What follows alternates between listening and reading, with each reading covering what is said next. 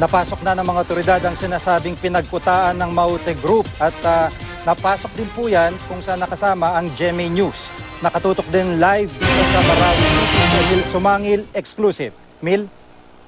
Jiggy, kasama ang Philippine National Police, natunto ng GMA News ang gusaling pinagkutaan ng Maute Group ng lusubi nila ang Marawi noong Martes.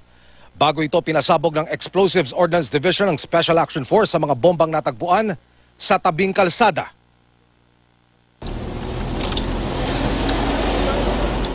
Bago namin napasok ang Basak Malatlat Road patungo sa gusaling pinagkutaan ng Maute, 2 bomba ang natagpuan ng SAF sa tabing kalsada.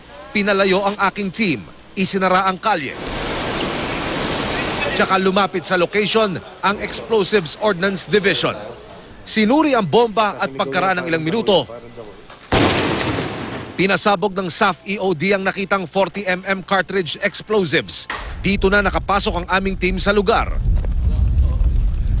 Itinuro po sa atin ng military ang kalsadang ito kung saan mo makikita sa dulo yung kulay puting bahay na iyon.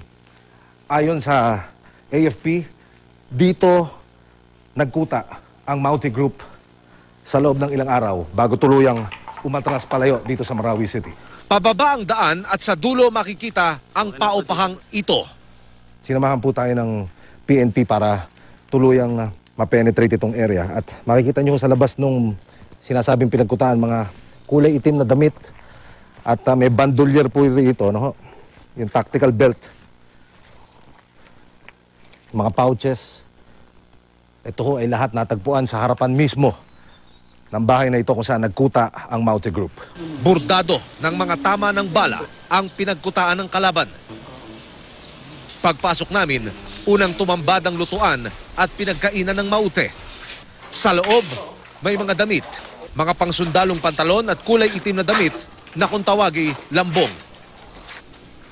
Nakuha rin ang mga blasting cap at detonator. Ito rin po sa area na ito. Di kalayuan sa lugar, isang bangkay ng terorista ang natagpuan. Dama ang bagsik ng bakbakan na inabot ng lugar. Naiwang nakatiwangwang, pati mga paninda sa talipapa. Ang mga basyo ng bala, mapupulot lang sa kalsada. Ilan sa mga lugar na rin dito sa Marawi City ang napasok na rin ng AFP para ma-extract ang ilan pa sa mga kababayan nating naiipit sa bakbakan. Jiggy. Maraming salamat, Emil Sumangil.